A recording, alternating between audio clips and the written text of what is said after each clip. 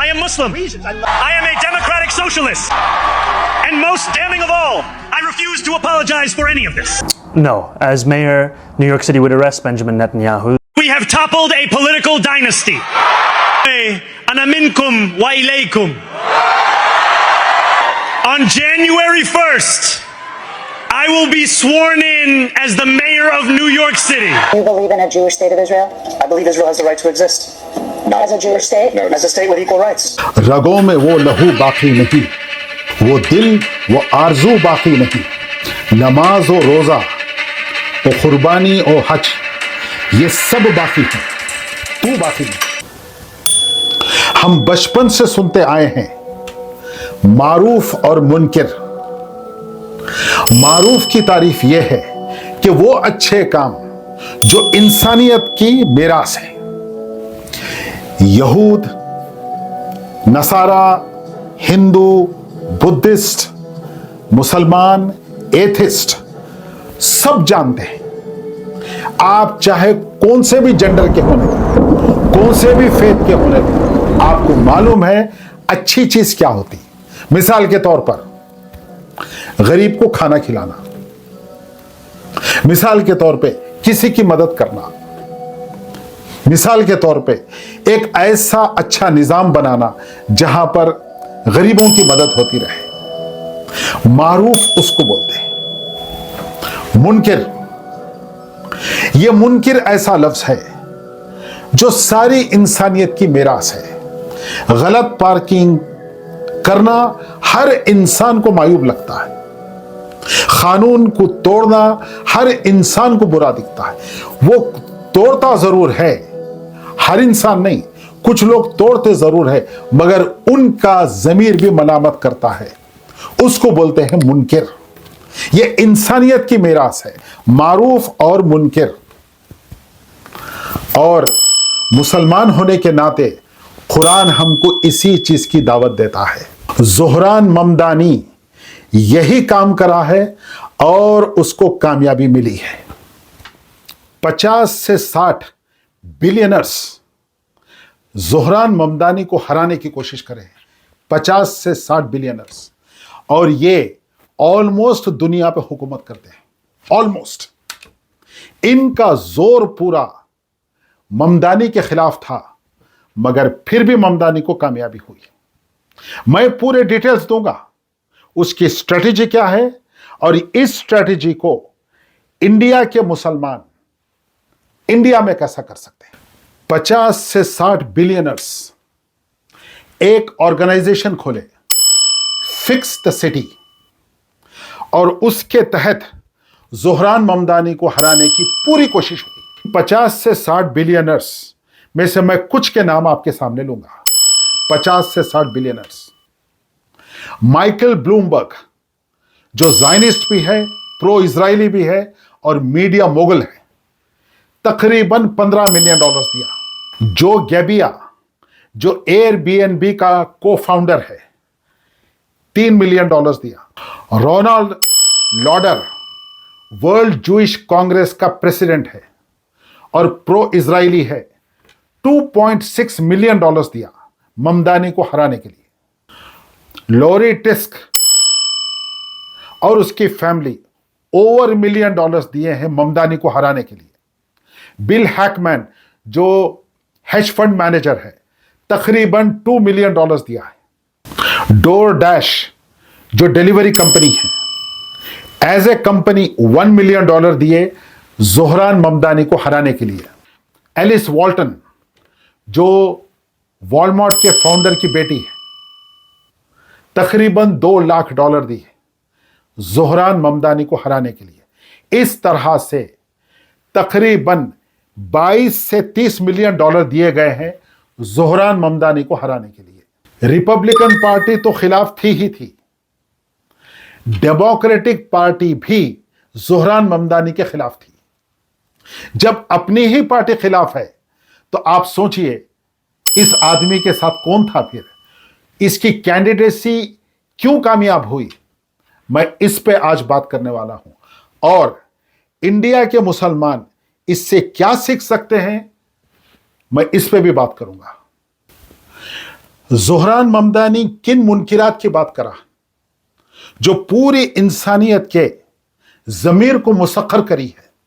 इतने अपोजिशन के बाद प्रेसिडेंट ऑफ यूनाइटेड स्टेट्स, बड़े बड़े बिलियनर्स, एस्टैब्लिशमेंट, पूरा establishment, even the foreign governments, अपनी डेमोक्रेटिक पार्टी, उसके बाद भी ज़ोहरान ममदानी को कामयाबी मिली।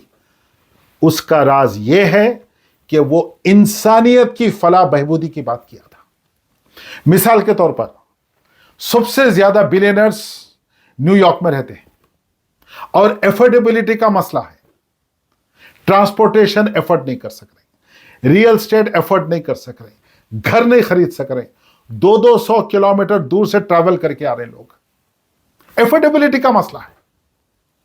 इतने बिलियनर्स होने के बाद क्वालिटी ऑफ लाइफ 50वें नंबर पर है, 50वें नंबर पर। तो ज़ोहरान ममदानी वो मुनकिर के खिलाफ आवाज उठाया और लोगों को, आम आदमी को बोला, मारूफ की तरफ आइए, मेरे साथ ठहर जाइए, मैं मुश्किल ज़दा के साथ हूं, मैं गरीबों के साथ हूं, मैं मजलूमों के साथ हूं। मेरे अजीज दोस्तों, कुरान भी यही बोलता है। कुरान भी मजलूमों के साथ खड़ा हुआ है। हुकूक अल्लाह, मजलूम के साथ तक खड़े हो जाना। अगर हिंदुस्तान के मुसलमान यही रेप्लिका अगर आप इंडिया में करेंगे, कोई आरएसएस, पीएसएस, टीएसएस काम नहीं करने वाली है। इससे बड़ी आरएसएस सारा जहां खड़े हो गया था ज़ोहरान ममदानी के खिलाफ। अब मैं आपको छोटी मिसाल देता हूं। अगर हिंदुस्तान के मुसलमान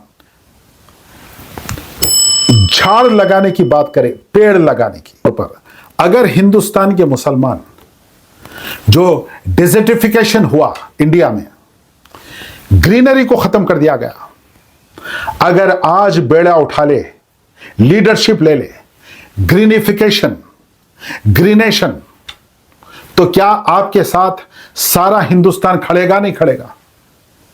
इसमें तो कोई ना मजहब की बात ही नहीं है। तो हिंदुस्तान के मुसलमान क्या सीख सकते हैं इससे?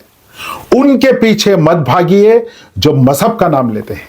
ममदानी मजहब का नाम नहीं लिया, यह दावा जरूर करा है कि मैं ना मुसलमान हूं, प्राउड। इसमें कोई मसला नहीं, कोई प्रॉब्लम नहीं है। दावे के साथ बोला है कि मैं नेतन्याहू को गिरफ्तार करवा लूंगा। उसके बाद भी लोग उसके पीछे भागे। वजह, वो मुनकिर के खिलाफ बात कर रहा था, मारूफ की दावत दे रहा था।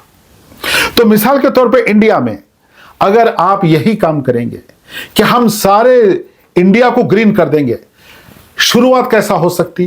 तकरीबन 5 लाख मसाजिद हैं। 1 लाख की मिसाल देता हूं मैं, खाली 20%। और बेड़ा उठा लो, और बेड़ा उठा लो कि हम इन मसाजिद को ग्रीन कर देंगे। हर मस्जिद के सामने ये 1 लाख, जितनी गुंजाइश है, 10 झाड़, 15 झाड़, 20 पेड़, 15 पेड़, 10 पेड़, हम मस्जिद को गुले गुलजार कर देंगे। यह पता चल जाना चाहिए कि कोई मस्जिद आ रही है तो उसका आइडेंटिफिकेशन यह है कि ग्रीनरी है। उस ग्रीन के अंदर गर्मा में गरीब आके, चाहे हिंदू, मुसलमान, क्रिश्चियन, कोई हो, पना ले।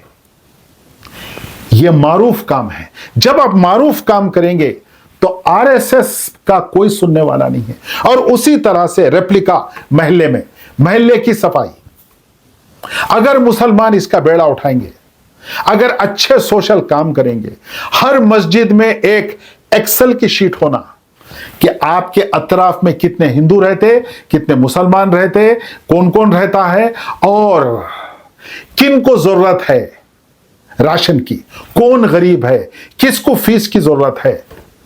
यह सोशल काम है। और मस्जिद के इमाम के जरिए से, उनकी लीडरशिप में, तो आरएसएस काम कर सकती है।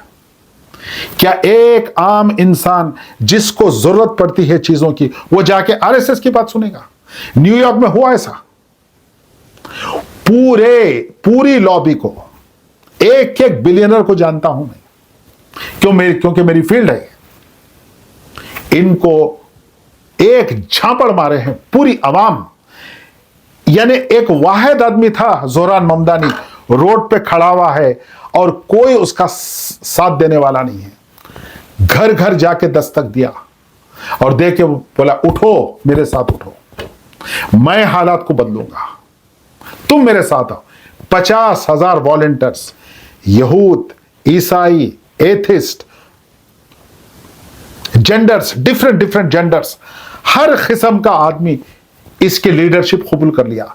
यह नहीं देखा कि तू ना मुसलमान है, हिंदू है या ये है, या नहीं देखते लोग। जब आप मारूफ काम करेंगे और मुनकिर के खिलाफ ठहरेंगे तो जमाना आपके साथ हो जाता।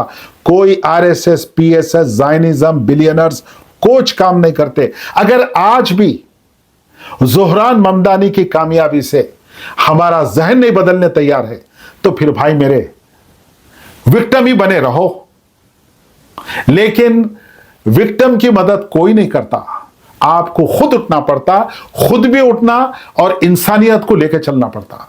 ज़ोहरान ममदानी यही काम कर रहा है।